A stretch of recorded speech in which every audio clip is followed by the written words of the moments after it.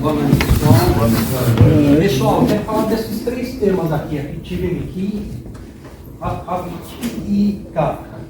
Tá? São três siglas, três concorrentes.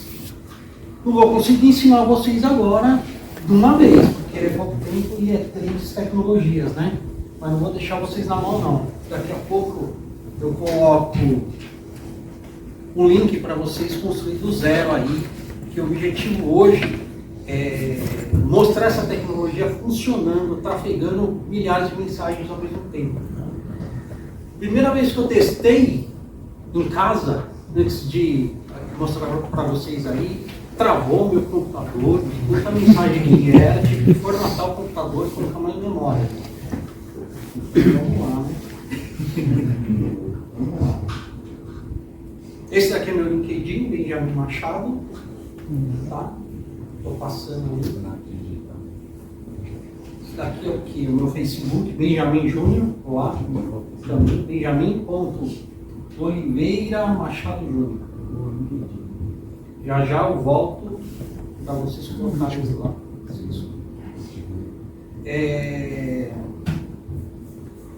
O github.com/Benjamin Machado Júnior.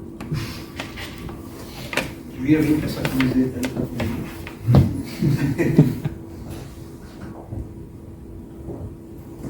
Aqui, se vocês quiserem tirar foto, tem alguém ensinando do zero exatamente o código que está aqui e como construir, se alguém quiser aí. Depois no final, se vocês quiserem, eu volto aqui também.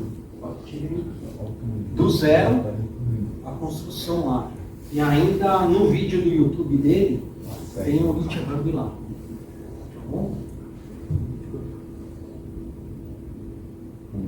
Aqui, ó, RabbitMQ, também a construção do zero. O rapaz ensina lá. Não vai dar tempo para a gente construir e fazer tudo, né? Se vocês quiserem tirar foto, depois também no final, se vocês quiserem, eu volto. Vocês podem pegar aí. Já o Kafka, eu tenho esse link aí na Udemy, só que o que eu construí aqui tem metade desse desenvolvimento, metade de outro material que eu não lembro onde que era, e aí eu montei aquele Einstein e joguei aqui para poder funcionar do mesmo jeito das três tecnologias, entendeu? Só troca de mensagem. O que eu quero fazer?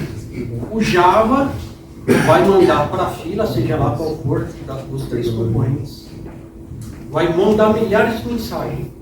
E aí o consumidor vai pegar essas mensagens ao mesmo tempo. Então vai ficar igual malabares. Joga para lá, fica lá, o outro vai pega e fica circulando, né? Aqui tem uma foto. Então eu vou subir o Docker dentro da minha pasta aí. Mão no core.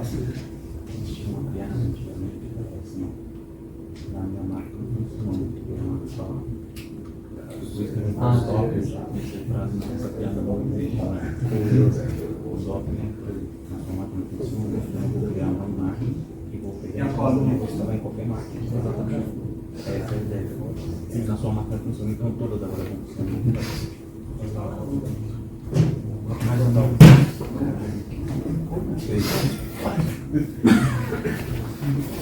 Para subir o Docker, você vai iniciar o Docker, né? Ele está atado, na maioria só um minutinho.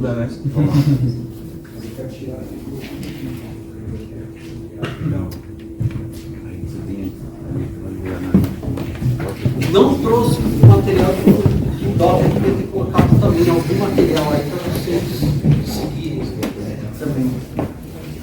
O objetivo aqui não é ensinar a construção. Uma próxima a gente pode tentar isso aí.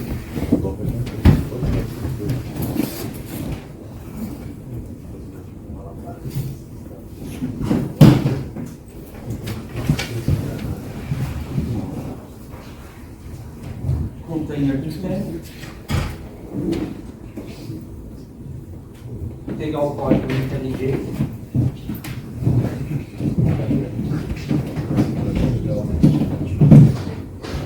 É o client do Docker, né? Que está usando o client dele na comanda. Porque a gente comanda.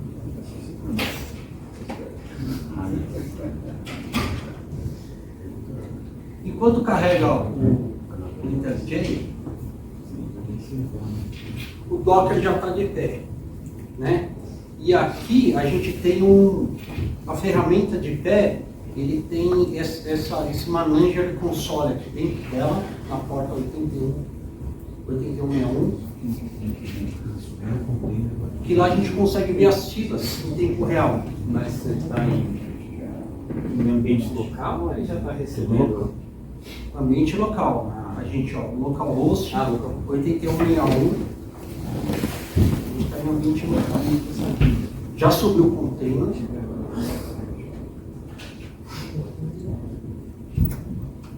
E aqui a gente consegue ver as filas. Deixa eu subir lá. Um sistema de mensageria. Tem uma ferramenta que tem uma mensageria. Esse é guardar informação para vocês, não conseguiu. Não, você não consegue. Fica além das dependências só bonitinho do projeto. Então, manda uma mensagem. E a gente já vai começar a brincadeira aqui.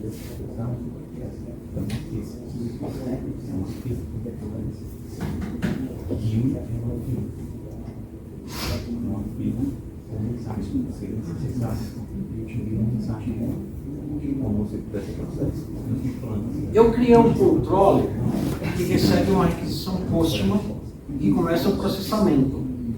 O ideal é que quando eu pegasse o processamento, ele ia mandar uma mensagem. Eu coloquei um loop infinito para ficar mandando mensagem para sempre, sem parar. A única forma de parar é dando stop aqui no IntelliJ, no processamento.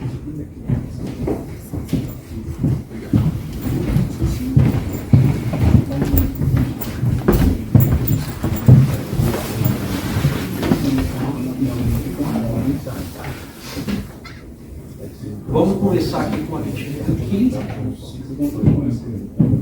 Vou startar o projeto.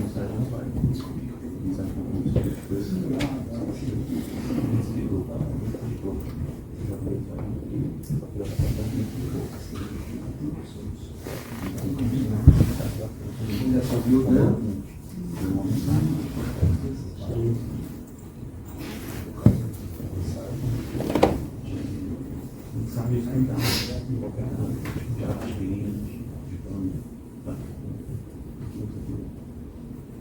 A mensagem é composta de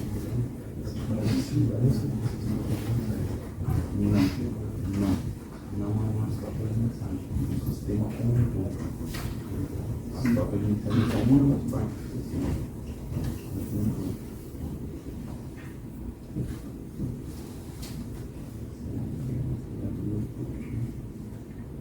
Coloquei um texto qualquer, podia ser um JSON, ele vai, é para mostrar para vocês que não interessa, é um texto qualquer que vai receber lá. Mas se eu mandar, claro, com Java um JSON, a gente consegue tratar a mensagem.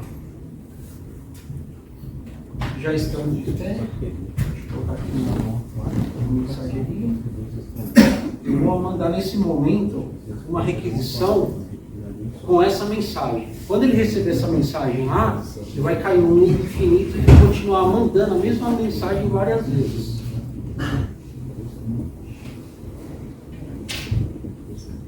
E aí eu coloquei aqui, ó, no console log, ele manda no console log e manda para o ActiveKey. Manda para o console log e manda para o ActiveKey. Vamos ver aqui como é que está o processamento disso nas filas.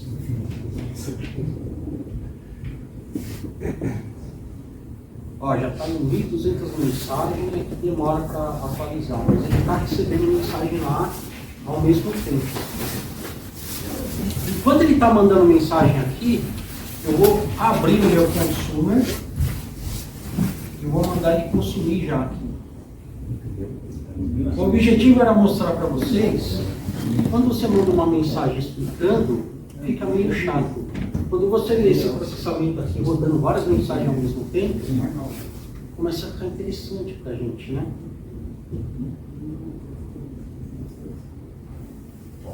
O computador já está ficando meio zonzo, né?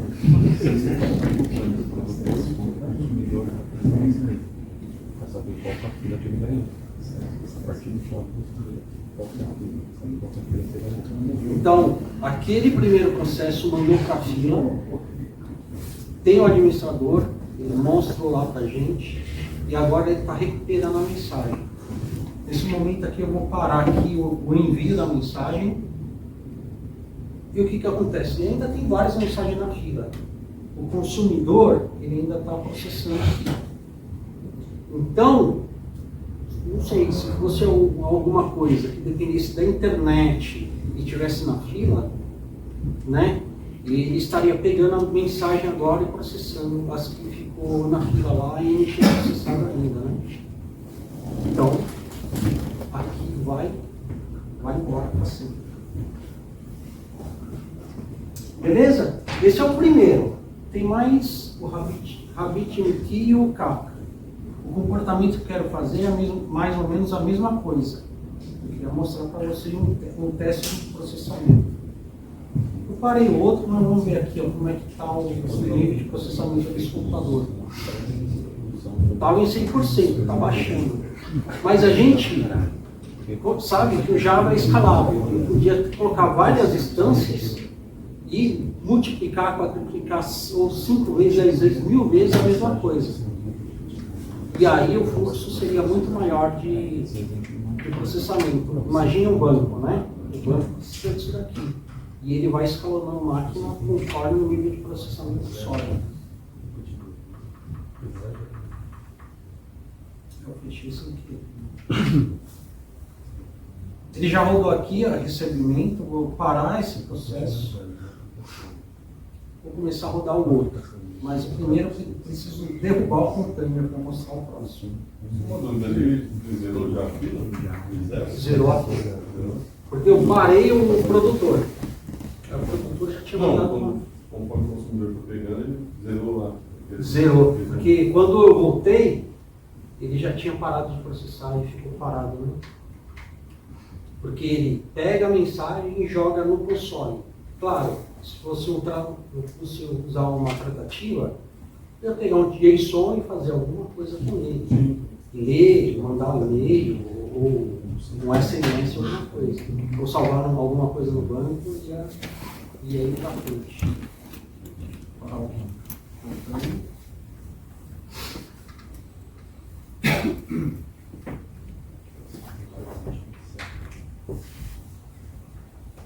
Então, o gerenciamento, o gerenciador do RabbitMQ é esse aqui. Ele tem o próprio gerenciador, certo?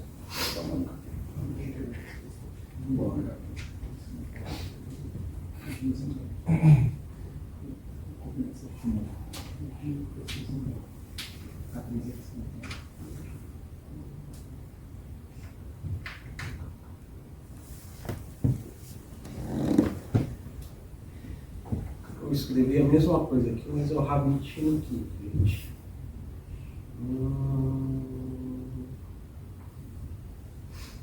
Eu vou executar o Docker do outro. Deixa eu ver.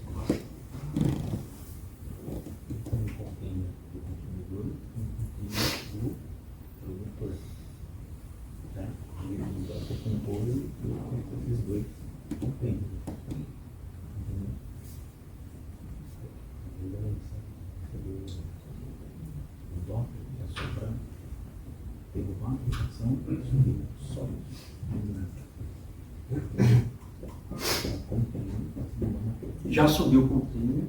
Ele sobe o sistema. Só isso. Esse cara aqui.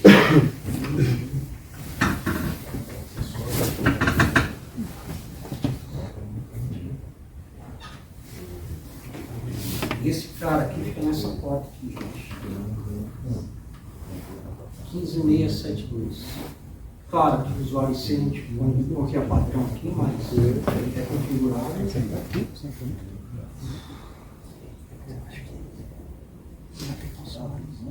Senha é muito importante, viu? Uma vez me pediram para mim fazer um projeto em RabbitMQ, tinham perdido a senha, ninguém tinha mais a senha do negócio, eu desenvolvi local. Depois eu disse, está desenvolvido. Aí não tinha senha, eu disse, só preciso da senha para colocar lá no projeto. E ninguém sabia a senha do negócio lá do negócio. A gente tinha trocado lá, o cara saiu fora e deu ruim. E o chefe ficou bem chateado.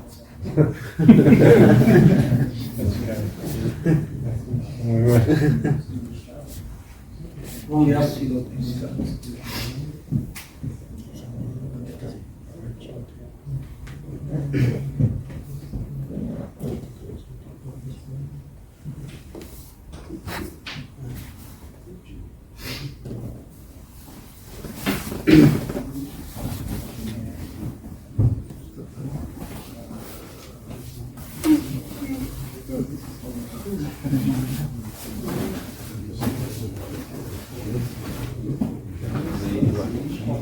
E o Rust, hoje em dia não.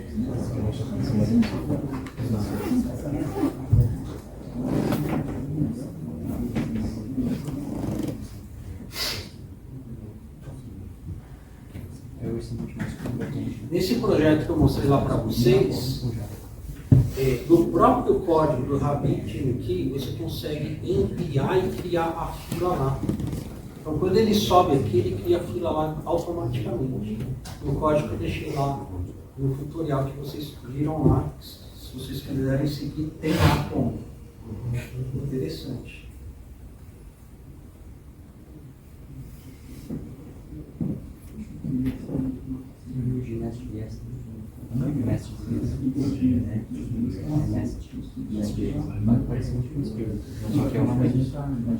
Aqui esse código ele trabalha com, eu já deixei um JSON, mas lá, se eu não me engano, nesse era o Kafka que ele não converte, porque normalmente ele pega o texto, converte no objeto e processa, tá? Eu não estou lembrado, mas assim, em um dos dois foi enviado já o objeto de mensagem. Do outro lado recebeu o objeto também. Isso às vezes é bom para quem trabalha já direto com o objeto, né? Mas o normal é você converter para um texto o que você precisa e enviar. Projeto. Vou dar um send aqui. Aqui é da mesma forma. Foi enviado aquele objeto. E aí ele pega e lê e começa a printar aqui as informações do objeto aqui de uma certa forma. E ele está carregando lá na fila. Vamos ver como é que está a fila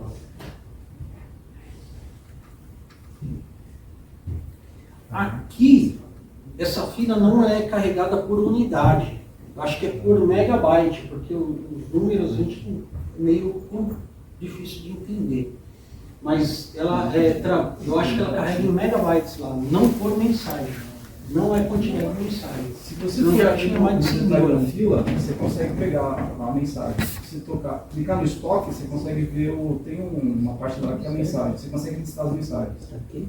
Eu acho que Clicar em estoque, isso. Se clicar, você vai ver que você mostra a quantidade. Ali, desce. Você dá um get message. E aí você pode colocar, sei lá, 10 mensagens, 100. Não precisa apresentar na conforme. Você precisa usar, como é que está a mensagem? Pensei que era a quantidade lá. Consumo se você colocar um consumidor, né? Tá faltando. Não, é só uma Tá faltando não, tem um monte. Então. É só tirar aqui.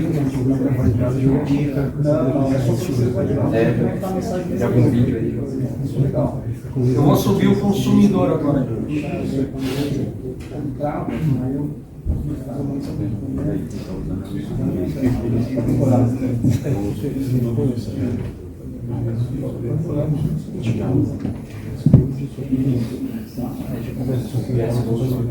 Sim, é uma ferramenta mais completa. Mais fácil. Parecido, mas é diferente. Demorando por quê? Deixa eu ver por quê. Será que é por causa do Estou fritando esse processador aqui. Vamos ver se ele sobe. 80 reais. Sem eu ter que parar. Aí meu chefe estava falando que eu ganhar 1 hora a mais no meu curso de horas. Parei essa daqui, senão eu não ia conseguir. Mas já rodei isso daqui simultâneo. Já rodei simultâneo. Agora o consumidor rodando assim, baixou sem querer. Agora o consumidor buscando de lá.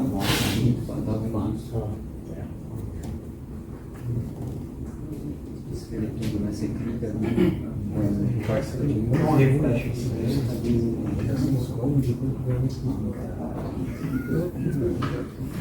Botes enviados e botes recebidos.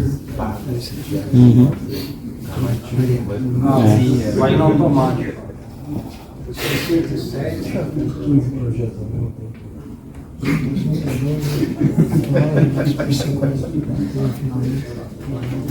tem um de graça que te ajuda também, né? O chat GPT te ajuda um pouquinho.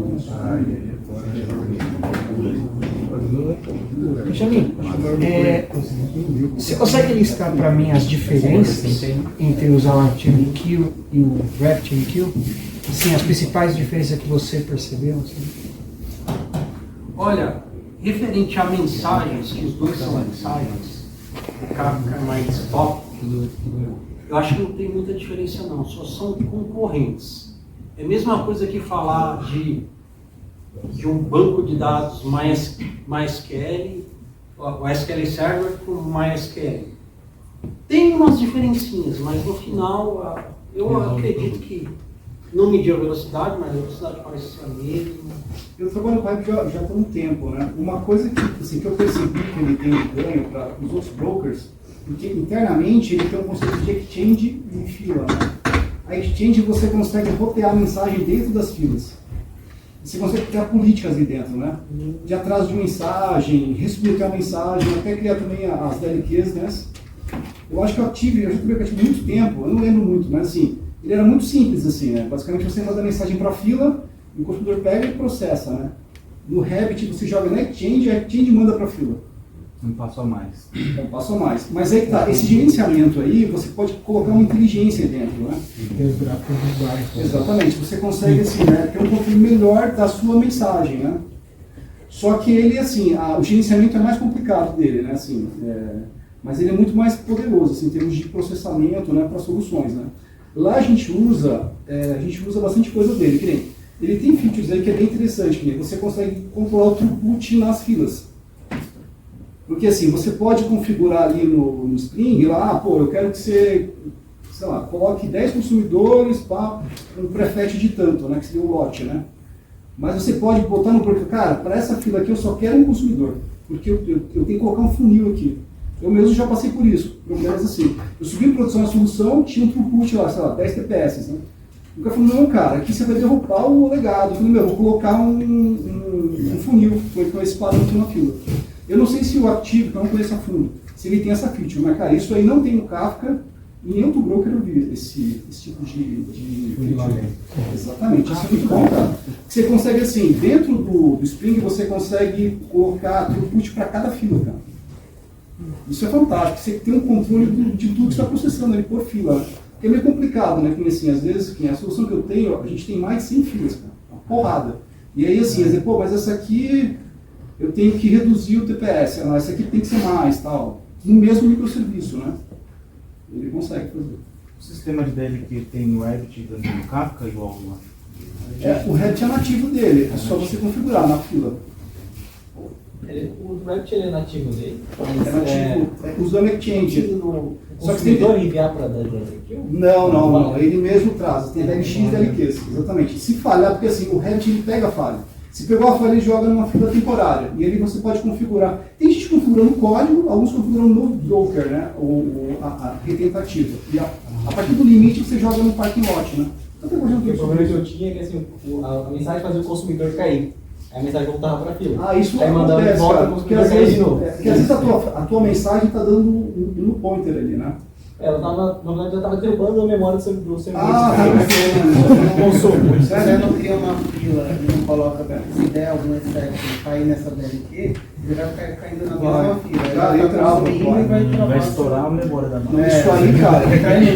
E o default do Revit é respinetante, né? Isso, esse é o O default dele, assim, cara. O consumidor, quando ele pegava uma exceção, ele mandava, o consumidor mandava para ele. Eu não tô conseguindo É, porque aí- o RevitMQ fazer esse Porque o trabalho. Revit só tira a fila quando o consumidor der ok lá. Der né? ok. Senão, cara, exatamente. Senão ele resmete. Cara, isso aí, meu, eu já tive muito problema.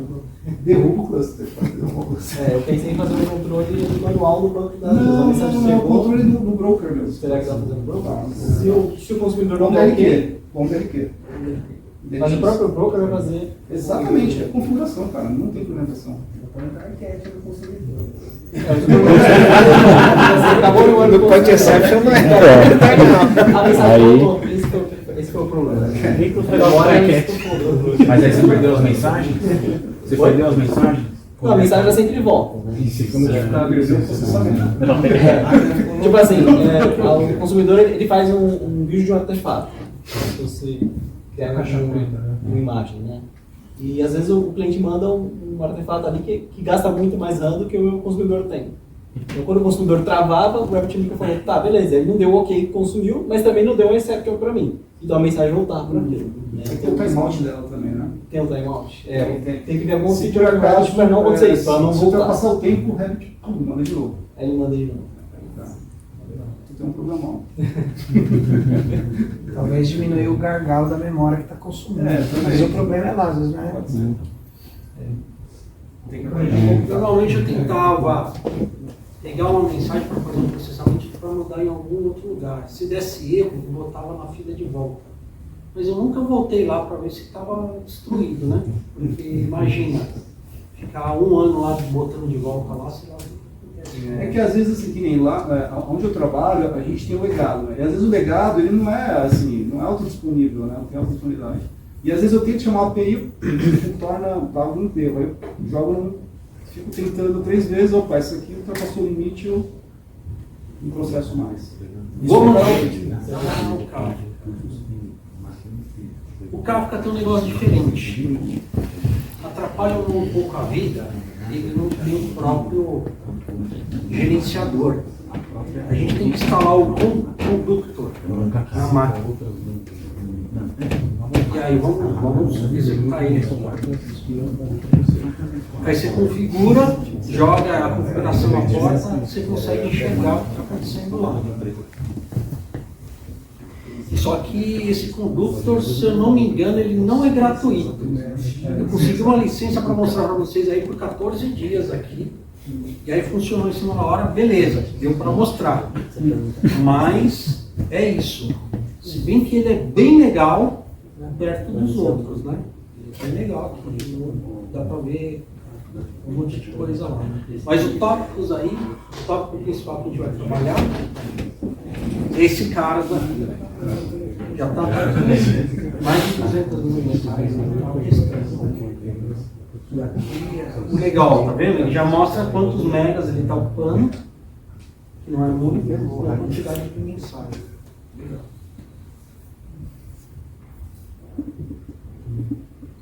Legal. E eu vou executar.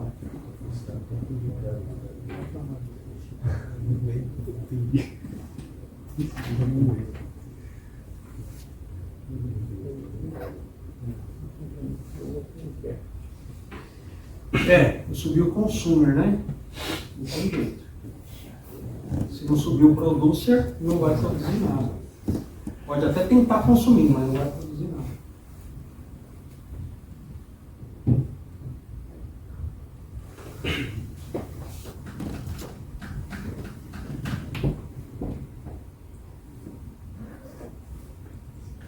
Servidor no ar, vou enviar a mensagem. Pronto, rodando aqui.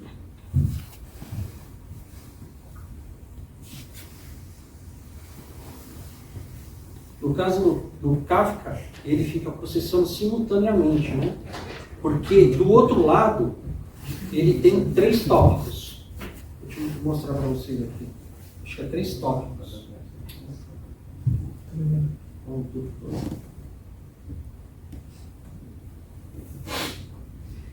Ele tem 3 partições. Então quer dizer que ele já envia e está preparado para ter três consumidores do outro lado. Eu subi um consumidor só. Mas se você pegar o mesmo código e executar de novo, fazer uma cópia deles, e ele já pega a partição 2. Não precisa mudar nada no código. Então você define a quantidade de partições que você quer lá na tua consumidor e ele vai processar ali.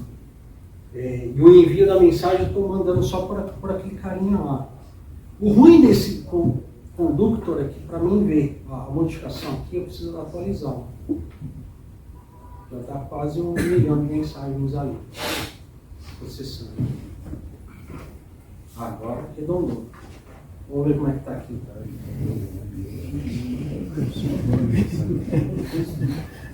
Então a gente tem um processador aí, um processamento considerado dos dois, tanto do consumidor quanto do produtor. Lembrando que o consumidor está pegando apenas de um dos tópicos. Então tem 2 tópicos vazios lá, esperando algum consumidor se conectar também. Deixa eu ver aqui o nível de processamento aqui, deve estar alto, não sei, acredito que sim.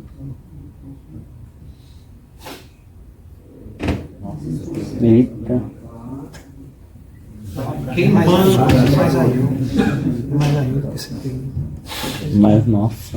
É isso aí, gente. Eu queria mostrar para vocês aí. Se vocês quiserem, eu volto lá a tela para mostrar da onde que vocês podem tirar o código. E é isso aí.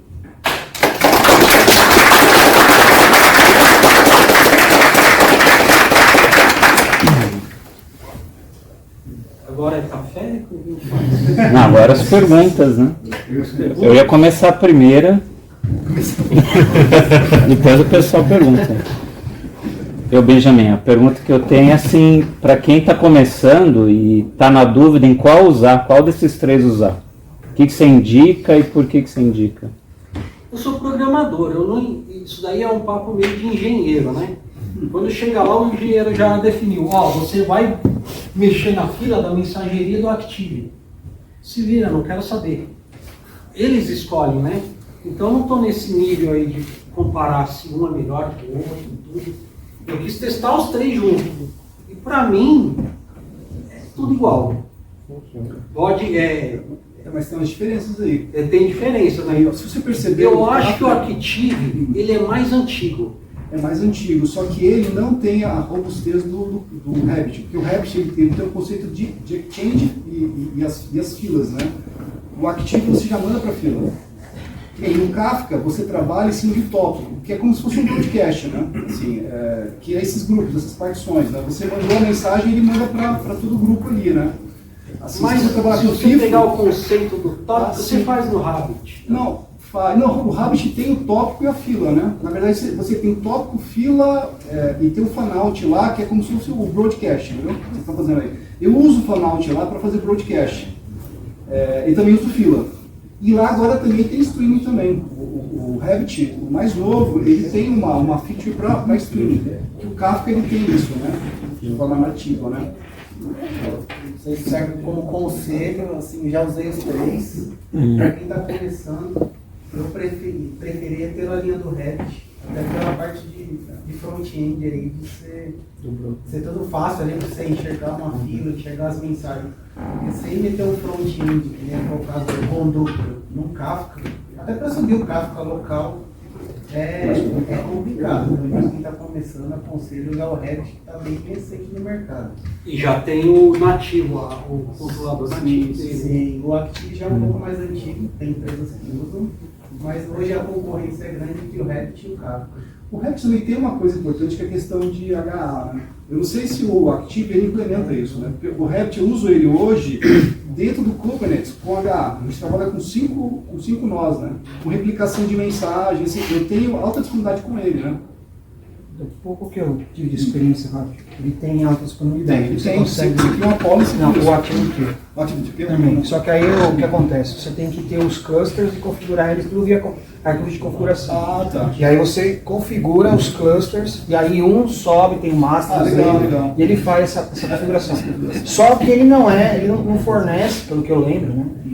Posso estar atualizado agora. Ele não fornece uma área de gerência, que é o que vocês estão mencionando agora, que é você gerenciar as coisas de uma maneira mais rápida. Você consegue fazer, por exemplo, essas regras de delivery, dead letter, só que você consegue fazer isso via XML das configurações dele. Que ele, por baixo dos panos, no ActiveMQ ele usa o Spring por baixo dos panos. Se vocês tiverem a opção de olhar, vocês vão ver que ele funciona bem legalzinho essa ideia. Mas ele tem essa... Tem, legal. É que eu usei ele há muito tempo e na época foi uma coisa bem simples, tá? Eu acho que o importante é saber qual é o objetivo de você trabalhar com isso. Então, por exemplo, se você vai, por exemplo, eu quero aprender mensageria com Java, você vai aprender o quê? JMS, você vai aprender esse nível de abstração. Né? É legal você aprender o que está acontecendo por trás? É muito legal.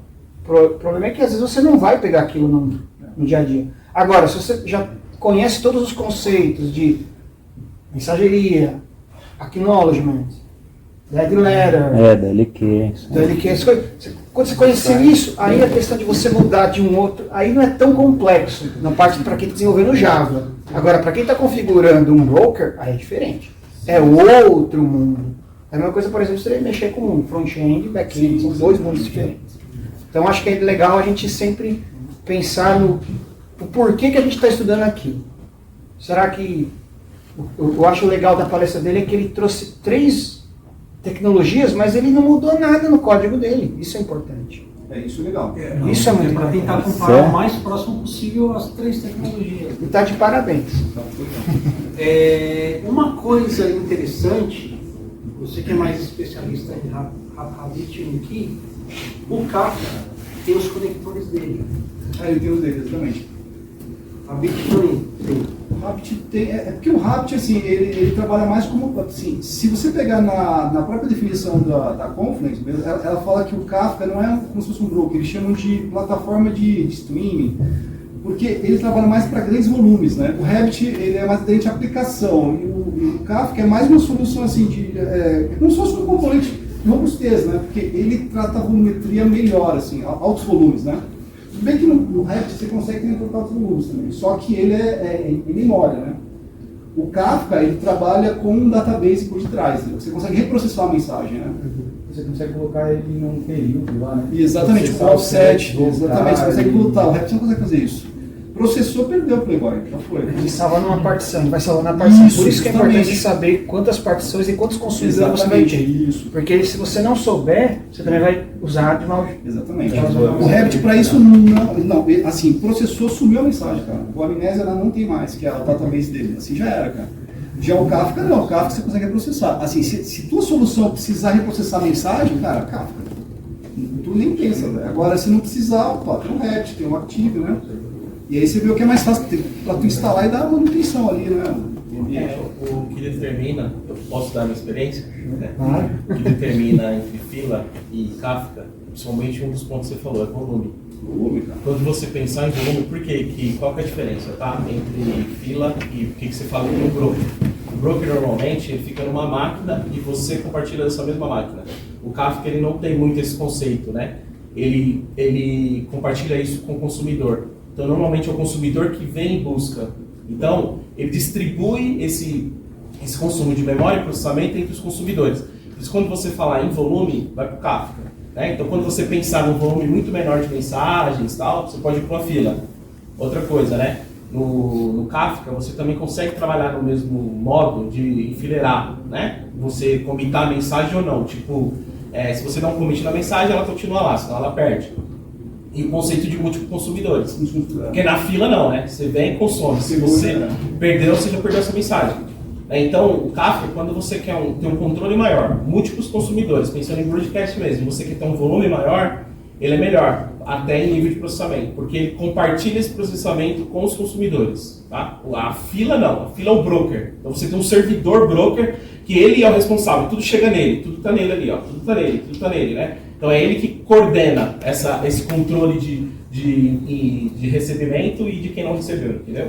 Já o Kafka não, ele distribui isso entre os consumers. É logo que trabalha, a gente até brinca, né, que o Revit ele é o coração da solução, porque ele está dentro da aplicação ali. É como se fosse isso. O Kafka ele está fora. E ele é uma visão mais corporativa, porque é para volume grande mesmo. Para volume. Onde eu trabalho, a gente tem um Kafka corporativo, mas a gente usa só em outras situações. Quando tem que ter integração com a engenharia, com um cara de fora, entendeu? Não dentro da minha aplicação. Dentro da aplicação eu estou com o meu broker ali que resolve os problemas. Eu espero não estar falando nenhuma besteira, mas o Kafka é um batch streaming, né? Um batch streaming. É, exatamente. Por isso, streaming lots. Editing lots para fazer o streaming. Legal. Beleza, pessoal? Alguém pode colocar Uma dúvida, assim, eu já conheço do Revit que existe, tá? O Revit expõe uma API para você fazer, se quiser, ela dentro dele. Você sabe se a ActiveMQ e o Kafka tem isso? O Kafka, ele tem o mundo dos conectores. Então, o que acontece? O outro eu acho que não, o outro é mais antigão. Você pode se conectar ele a um banco de dados, a uma outra coisa qualquer. Tem um monte de conector já pronto lá para você fazer alguma coisa. É simples de mexer nos conectores? Não é simples. É difícil pra caramba. Eu que sou programador falando, né? Mas tem um monte de conector, tem uma lista de conectores lá. Compartilhar aqui um problema que eu tive na empresa onde eu trabalho, é que tem um processamento que roda, sei lá, da meia-noite a 1 da manhã, ele manda mensagem para a fila, mas quem está consumindo o serviço de terceiro não funciona nesse período. Fica da meia-noite até 6 da manhã off lá. Então o que a gente faz? Das mensagens. Isso. Uma solução seria guardar essas mensagens, não processar e depois tentar, mas também o pessoal falou, mas se esse aplicativo de terceiro passa a funcionar depois da meia-noite, sei lá, os caras foram... Mas é muita coisa que impacta na madrugada? Oi? Essas mensagens paradas lá, é muita coisa parada? É muita coisa, mas como a gente fez lá, a gente implementou, a gente mesmo assim não deixou parado, a gente tenta bater no serviço de madrugada, porque vai que volte, ou volte a funcionar e dá certo, então a gente tenta. Caso dê erro, a gente joga numa DLQ, que é uma fila ali, 39. uma fila morta, que depois ia alguém de manhã e tem um monte de mensagem na DLQ, reprocessa tudo. Aí, para não ter essa pessoa de ir lá e clicar no botão reprocesso, a gente criou um batchzinho no Spring mesmo, usando o Spring Scheduler lá, fazendo essa requisição via API para o Revit. Então, todo dia, 7 da manhã, roda lá o Scheduler no Spring, faz a requisição na API do Revit. Eu vou fazer uma pergunta besta, você já tem a resposta com certeza. Por que não processa de dia, então? De dia? Não, cara, é que é um processo lá de serviços financeiros que é para cancelar. Starta à noite. Oi? Starta à noite. Isso, só starta à noite. É assim, é um serviço de geração de cobrança. Tem clientes que querem gerar uma cobrança ali 2 horas da manhã, mas o serviço bancário que a gente contrata, o corpo bancário lá, não funciona nesse horário. Então a gente não quer perder aquela cobrança do cliente. Então fica ali com a gente, aí quando dá 7 da manhã, opa, gera essa cobrança para o cliente.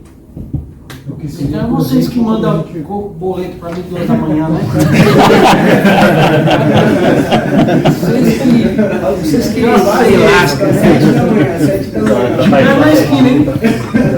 Você pode mandar direto para o DLQ. Deixa lá. Perde o boleto. O resgate mais não. A minha pergunta é mais ou menos invertida essa que ele falou.